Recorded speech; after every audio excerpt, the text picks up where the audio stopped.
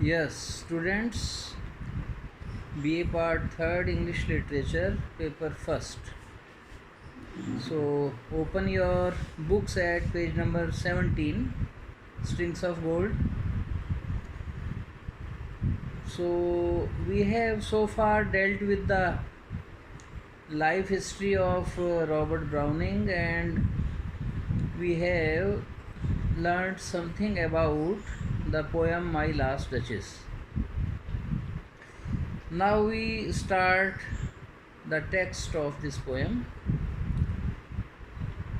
That's my last duchess painted on the wall.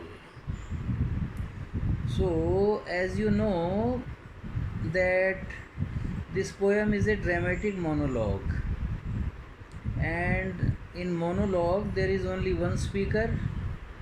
So the speaker here is the Duke, and he is telling something about his dead wife.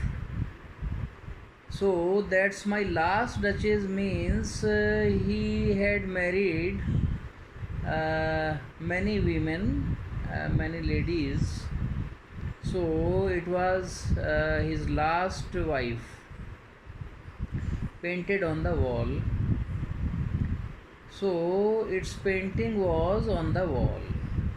तो ये मेरी अंतिम पत्नी है, painted on the wall, जिसकी painting दीवार पर अंकित है, दीवार पर पेंटेड है। तो अब पहली ही लाइन से बहुत सी चीज़ें स्पष्ट हो जाती हैं। तो जैसा कि पहले आपको बताया गया था कि बड़ी पॉजेसिव पोएम है, जो कैरेक्टर ड्यूक का है वो पॉजेसिवनेस रखता है, बड़ा ईगोसेंट्रिक है, बड़ा एरिस्टोक्रेटिक है और हिपोक्रिट है। तो जैसे कि सामंत शाही में कुछ लोगों का वृत्तांत भी सुना गया है, तो इंग्लैंड में भी इसी प्रकार के सामंत हुआ करते थे, और लगभग जितना बड़ा पद उनका था उतना उनका अभिमान भी था, और वो लोग सेल्फ सेंटर्ड थे, अपने आगे किसी को कुछ समझते नहीं। तो अब ये लास्ट डचेस कह रहा है, तो जो लास्ट है तो कोई फर्स्ट भी होगी, तो इसका मतलब इसकी कोई पहले भी वाइफ थी, फिर कोई और होंगी, फिर ये लास्ट थी। आगे पता चलेगा कि इसका क्या किया गया था। तो ये वॉल पर पेंटेड है। Looking as if she were alive, और ऐसा लगता है कि जैसे वो जीवित हो। तो यहाँ कला की प्रशंसा है। He is praising the art of painting, and therefore the appreciation and praise of the painter is implied here. तो यहाँ पर वो कहता है कि ऐसा लगता है कि जैसे मेरी पूर्व पत्नी, अंतिम पत्नी जीवित हो। Looking as if she were alive, यानी इतनी सुंदर ये पेंटिंग है कि ऐसा लगता नहीं कि ये पेंटिंग है किसी की, बल्कि ऐसा लगता है कि साक्षात वही खड़ी हुई है। I call that piece a wonder, मैं पुकारता हूँ, मैं कहता हूँ। इसमें हर जगह आपको आई मिलेगा, मी मिलेगा। इससे साफ सिद्ध हो जाता है कि ये अहमवादी व्यक्ति है, मैंपन इसमें बहुत ज़्यादा है।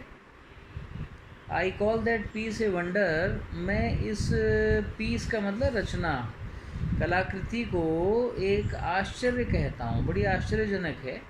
नाउ, अब कहता हूँ, पहले नहीं कहता था। ये भी सिद्ध हो गया कि किन्हीं कारणों से पहले वो इस तस्वीर से कुछ असहमत भी था, पेंटर से भी और उसकी पत्नी से तो था ही, वो आगे पता चल जाएगा आपको। लेकिन फिर भी वो कला की प्रशंसा करने में नहीं चूकता। तो कितना भी दुर्गुणी मनुष्य हो, उसमें कुछ अच्छे गुण होते हैं, कुछ वर्च्यूज़ पाई जाती हैं। तो no person is a bundle of vices only, he can have some virtues as well. तो कुछ इसमें आपको खूबियाँ भी नज़र आएंगी। एक तो ईमानदारी से ये अपना गुनाह कबूल करेगा तो ऐसा लगेगा कि आपको ये सत्यवादी भी है और ईमानदार है अपने प्रति, अपने बारे में भी साफ साफ ये कहेगा। तो यहाँ ये कला की प्रशंसा कर रहा है, तो ये एक अच्छा गुण है। Fra Pandolf's hands, third line देखिए। Fra Pandolf is the name of the painter who was very famous in those times. तो उस समय का बड़ा भारी जो कलाकार था, पेंटर था, उसका नाम था फ्रा पेंडोल्फ। और फ्रा पेंडोल्फ के हाथों ने hands work busily a day, एक दिन बहुत व्यस्तता से कार्य किया। बिजीली ये एडवर्ब है, बिजी आप जानते हैं, बिजी का मतलब होता है व्यस्त, तो बिजीली एडवर्ब हो गया व्यस्तता से। एक दिन एंड देयर शी स्टैंड्स, और अब देखो वो खड़ी है। Wilt please you sit and look at her. तो पहले तस्वीर, फ़ोटोज़ तो थी नहीं, तस्वीर बनाने के लिए व्यक्ति को बैठना पड़ता था। तो जब वो जीवित थी, उसकी पत्नी, वो वहाँ पर खड़ी हुई और फिर उसकी तस्वीर बनाई गई और उसी समय पेंट उसे किया गया था।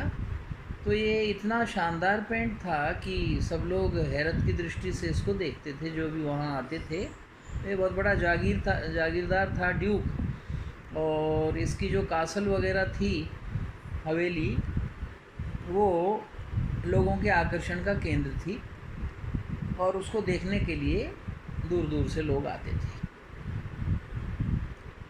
तो Fra Pandolf hands work busily a day and there she stands.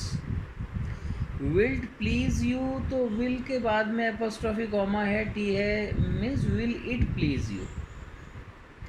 Seat and look at her, तो क्या आप अच्छा महसूस करेंगे, क्या आपको खुशी होगी अगर आप बैठ जाएं और इस पर दृष्टि जमाएं, इसको देखें, इसको एप्रिशिएट करें, इस पीस ऑफ आर्ट को। I said Fra Pandolf by design. तो अब ये किसी को संबोधित कर रहा है, किसे कर रहा है ये अभी पता चल जाएगा। तो कोई व्यक्ति है जिसे वो दिखा रहा है। जैसे आपके यहाँ कोई आता है तो आपका अगर मकान अच्छा सुंदर ढंग से बना हुआ है तो आप उसके कमरे और किस ढंग से बना है उसे दिखाते हैं। कोई रेयर कोई कलाकृति है तो उसे भी दिखाते हैं। तो ये भी अपने अतिथि को दिखा रहा है और घूमते हुए ये उस कलाकृति के पास ले आया और तब इसने कहा कि आप बैठिए और देखिए इसको। I said Fra Pandolf by design, मैंने फ्रा पेंडोल्फ जानबूझकर कहा। बाय डिज़ाइन का ये फ्रेज़ है, इसका मतलब लिख लीजिए, डेलिबरेटली, जानबूझकर। For never red strangers like you that pictured countenance.